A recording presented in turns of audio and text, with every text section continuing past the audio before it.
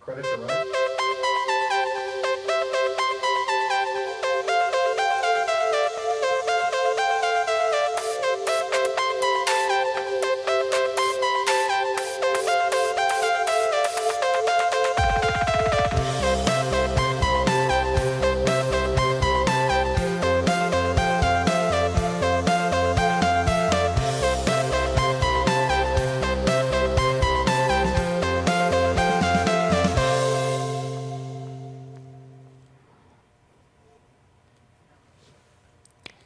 Welcome to a new episode of Valentina Design Universe.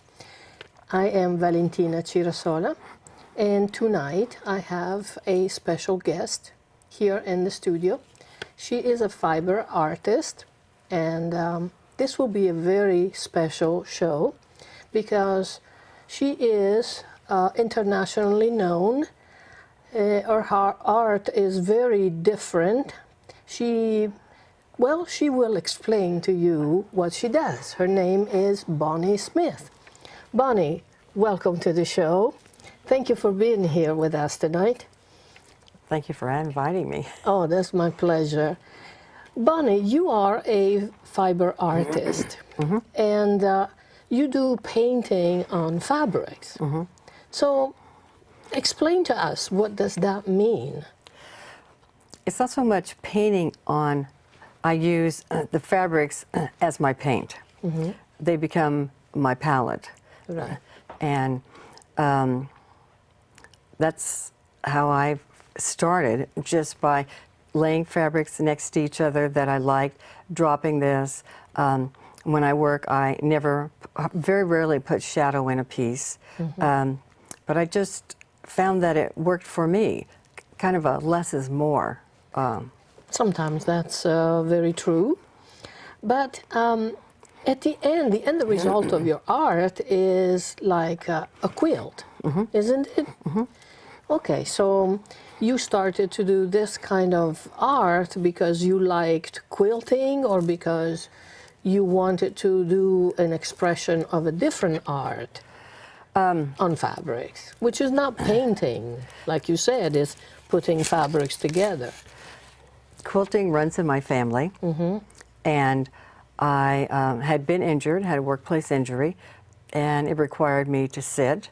So I decided that I would make a few heirloom quilts for family and friends. Oh, okay. And that's kind of how I look back now, how it kind of got started, even with the storytelling, because I never just made something and gave it to anyone.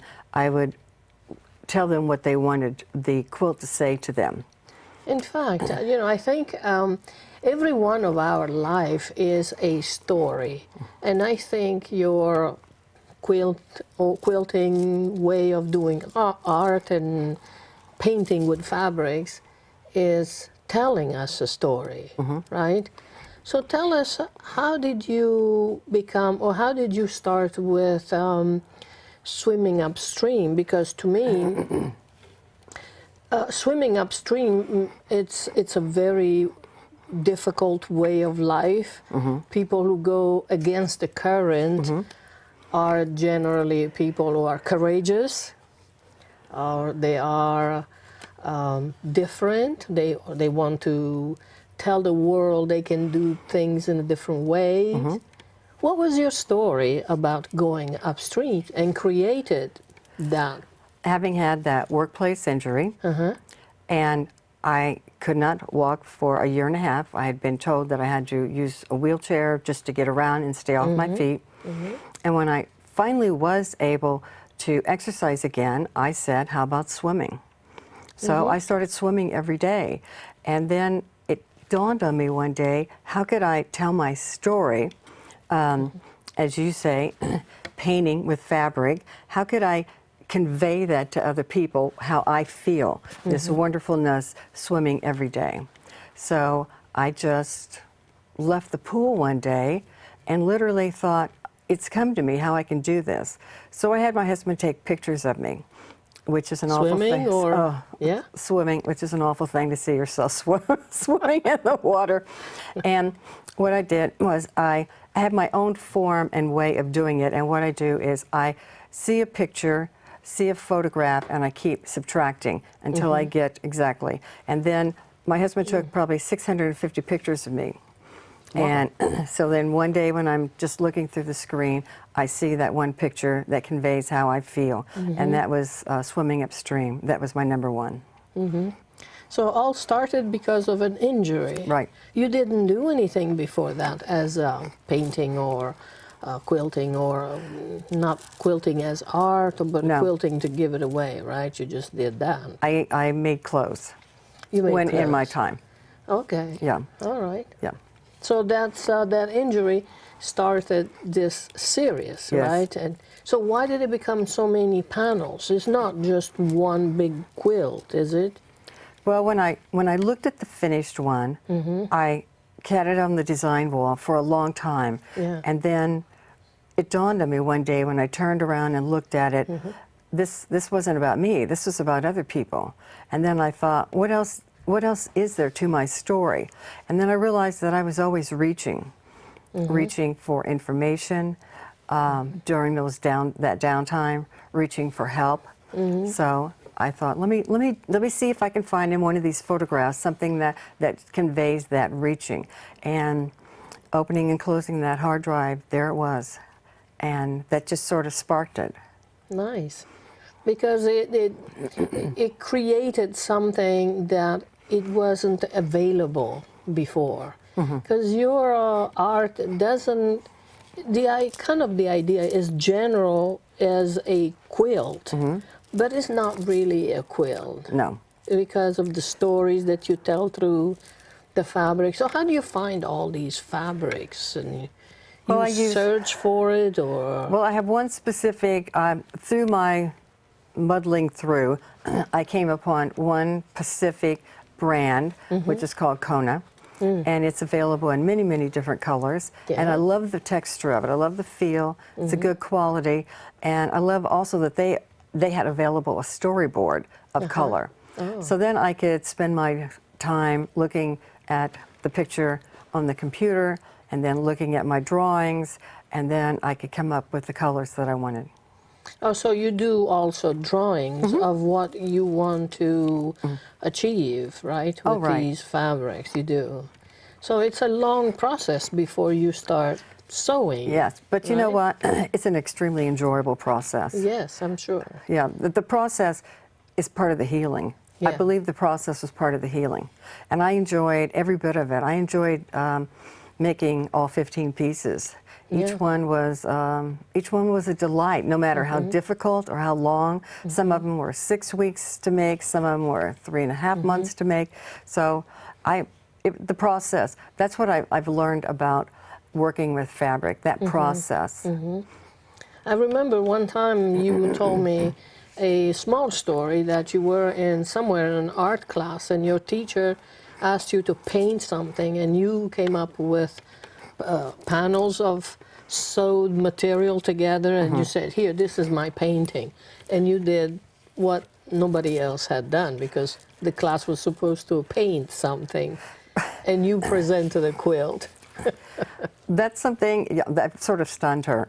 But what we would do, we would paint in class, and I would do my process that I had developed without even realizing it, which was to start dropping elements that I did not perceive that were necessary. And then I would go home, and from my drawings, I would turn around and recreate it in fabric. And then one day I presented it to her about the 3rd time, and I told her, I don't think I'm going to come back. And she said, I understand. She goes, that's okay.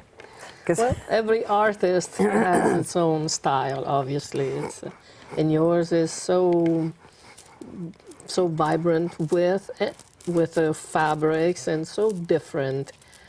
So it's really good that you found a way to express what's inside of you. I think that's very important for all of us, no matter what we do. Absolutely. It's very, very important.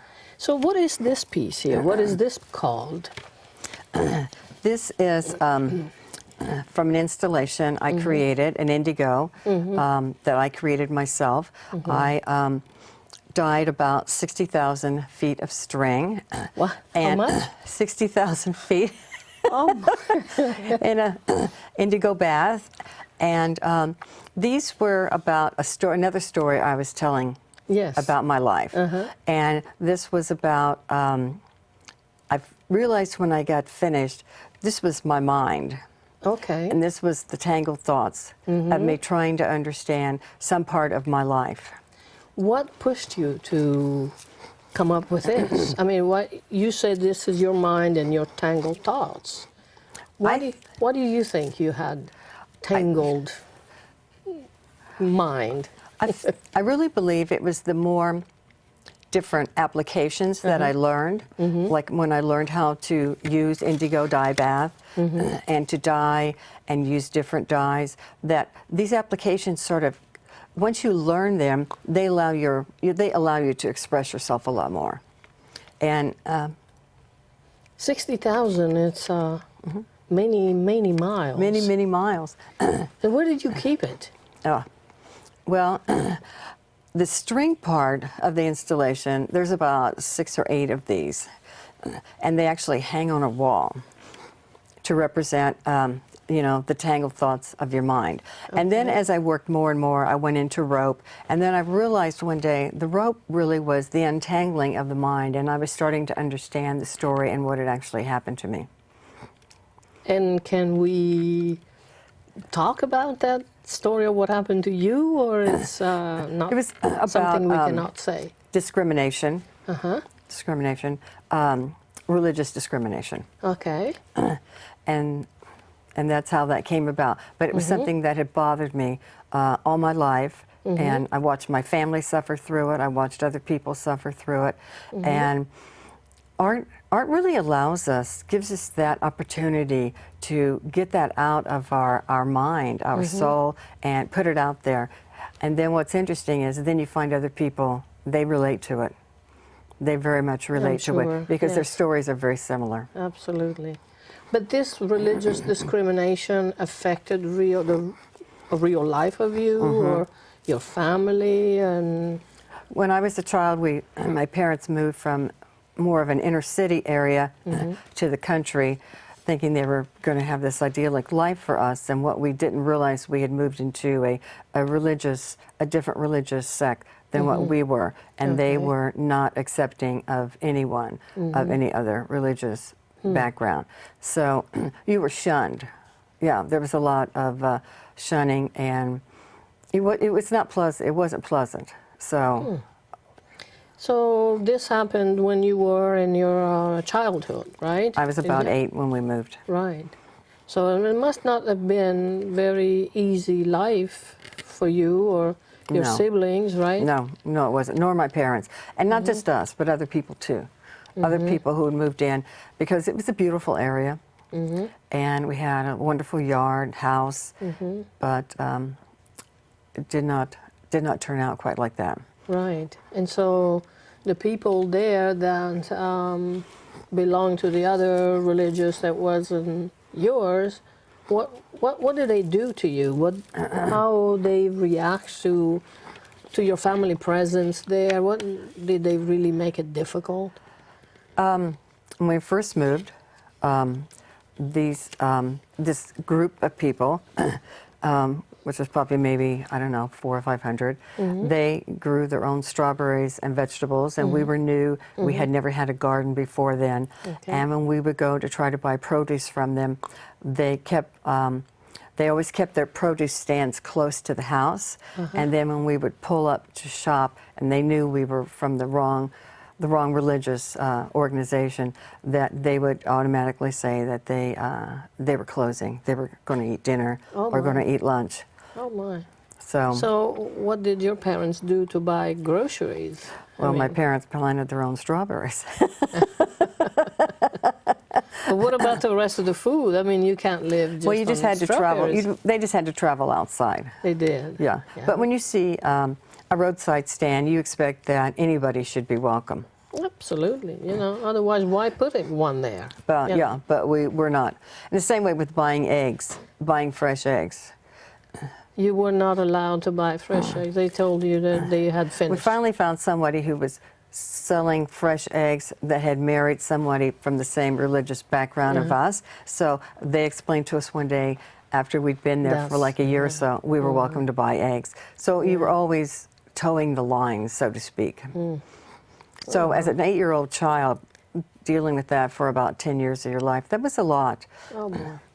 So how did you reflect all of that into your art? How did you transfer it? Did you ever do any piece of that that relates to that period of your time, of your life? Mostly Is this? And by the time I finished, this installation was about 12 pieces. Okay. I did a lot of very different things, and even built the chair, dyed the wood, and designed the chair, put it together, and I felt like the chair was the beginning of a new life. Yeah. I started with just a scrap of wood and was able to put this chair together, start dyeing the wood. And when I got finished, I felt better. And then when I would talk about it to people, people would come up and say, "Oh, I thought only things like that happened to me." Yeah, well, life is plays tricks on a lot of people in different ways, but yes, that's why I said at the beginning, each one of our lives is a story. Everyone has a story to tell, absolutely. So, but this chair is not for sitting, right? No, it's just for viewing. It's just for part of the installation. And when I thought about, I'd always wanted to design some sort of a chair. Right. Don't ask me why. Okay. But I thought, I'm not that good of a designer, and I'm not that good with wood. I'm not going to get this big chair that people can sit on. So let's create something that's manageable. Right, right. Well, it's a conversation piece. People love it. Yeah. People love it. Absolutely, yeah. So every one of your artwork, like panels, everyone has a story, or everything has a social issue, or is just even a fantasy story? Can it be a fantasy story? Or? Well, I tell people my work is about what I see and know. Okay. I see justice, and I see injustice, and I know family. And that's a lot of, I never create something just, in fact, I wouldn't know how to go about that.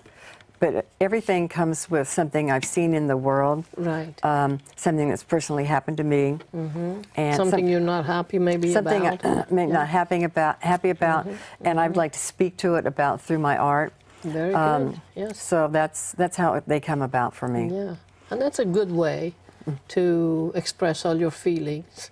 Yeah, this is called Water, Water Everywhere, right? This panel here. So what is this about? Well, you know, living in California, we went through that awful drought for so long. And many times, my husband and I would travel to go to Southern California. On 152, you got the San Luis Reservoir. And for years, every time we would drive by it, I would just be sort of overwhelmed with how much lower it got, the reservoir got year after year. And then when we started having, and then when the skies opened up and it stopped, we didn't think it was ever going to stop raining. I said, let's go down and see what that reservoir looks like today. Yes. And that's where this comes from, because that reservoir was about 80% full that day. Yes. And so this, that vision of having water called for this piece, right? Right, exactly. Are you going to exhibit it somewhere? Or? Yes, this piece is going to Vision's Art Museum, and it's an exhibit titled Things That Matter. Things That Matter. Okay. And where is the museum? It's in San Diego. Okay. And the opening, I believe, is somewhere around April the 21st. Okay. And it will be that an exhibit of 28 pieces, not just me, but other artists, will be up for about 12 weeks. Okay, okay. That's pretty good. So how many pieces are this? This is just one panel? Or you made more panels just like you did with Swimming Upstream? No, this is the, well, I have an ongoing installation I'm creating about California water issues. And this is just one part of it. And I'm probably up to about 20 pieces. Okay. So it's just, you know, it's just living in the Bay Area around so much water. You read about the system, this or that. I do a lot of work on Alviso, the salt marshes. That's one of my favorite places to take photographs. I'm taken by that area. And so when I saw that and again put it up on my computer monitor, I just kept going back to it. And then one day I thought, I think it's time I did something. So that's how it came about. Absolutely. You did good. Yes. Thank you. And different colors, right? And all the panels, different panels, or they will have the same. The way I sort of see it, I view it, is the blue is naturally the water. The water. The white are the waves and the rain. And then I sort of envisioned what it would look like in the spring. Because when you go through that area in the spring, you have lots of California flowers, just wildflowers blooming over. Yes. Yeah. So again, it was a lot of fun to put together. Yes. A lot of fun. I'm sure you have a very deep thought process when you do these things. I'm sure. So how do you think that art connects us all? I think we're all connected. I think art connects us all through our stories. We all have a story to tell, and each story that each person has to tell, I believe, is very important. And I encourage people to write. I wrote a memoir myself, and I encourage other people to put their stories down on paper, because that's, but once the story goes down on paper and you read it back, then you realize how interconnected you are and how similar your story is to someone else's. I'm sure, yeah. So the last I read about you were in England. You were exhibiting in England, right? And what was that exhibition about? That was an invitation from the Festival of Quilts, and I took my 15 swimming upstream pieces, and that was a delight. Because they built me a wonderful hard wall gallery, and they were wonderful to deal with, and then the reception that I got, and then even the placement. And in 4 days, about 50,000 people go through there. Oh my. So was it in London? It was in Birmingham. Birmingham, okay. How did they find you? They found me a few years before that. They have what they call a master's exhibit that they initiated, and they just simply sent me an email, and they just said, we'd like for you to enter something for us in this master's. We've been, Very nice. you know, just, it was really an honor. Very and to think nice. that that far away people would recognize my work. It's unbelievable, you know, and it's rewarding, no? Makes you feel great. Absolutely, yeah. And the reception I received there was just tremendous. And one thing I did learn is that British people, boy, they do swim. Yeah. Because everybody swims. I think their water is not conducive to outside pools, so they have tons of indoor pools. Indoor pools, yeah. And also the weather is not that Again, great. the stories. Yeah. I loved hearing all the stories that people had Yes. about them swimming. Some I'm afraid, some I'm not afraid. Absolutely, yes, yes. And then there was another exhibition in Lithuania, right? Did you go somewhere else? In, I think it was Lithuania. Oh, Lithuania. Lithuania, okay. I sent some social justice work to Lithuania. Okay. And I did receive an award for that. All right. They just liked how culturally I was able to sort of pinpoint what was happening in the world at that time. Right. And I read that you made a panel as you would be running out of the home, where something was happening and you were running out of home, right? So it was an unfinished piece that you presented it, or? Well, what it is, it was when you take the 405 and you go to Southern California, and you know, I don't know if it still exists, but when I first moved to California, they would stop the car and they would look for illegal immigrants. And one of those signs, and I based that entire artwork on that sign, but I didn't use all of it. And what I did was I gave myself 30 minutes to make it. And I acted like I was a dreamer. Yeah. And I knew somebody was coming for me at that moment, and I just thought, I'm going to leave something behind that lets people know I was here. So I put it together in 30 minutes, and I used safety pins instead of thread. That's very clever. It does tell. But I thought, how could I, if I only had 30 minutes to put something together, I wouldn't have time to put my sewing machine up and thread it, look around for this and that. Yep. And I looked at my work table and I thought, what would I use? And I thought, safety pins. Yeah, that worked. It worked. Yeah. You got the message. You got the message, absolutely. Well, this is very inspiring, and I'm sure there will be many people inspired by your art and the way you do a quilt, right? There will be, I'm sure, many young people do these things? Yes. Yeah? Men, young people. It's amazing how Even men.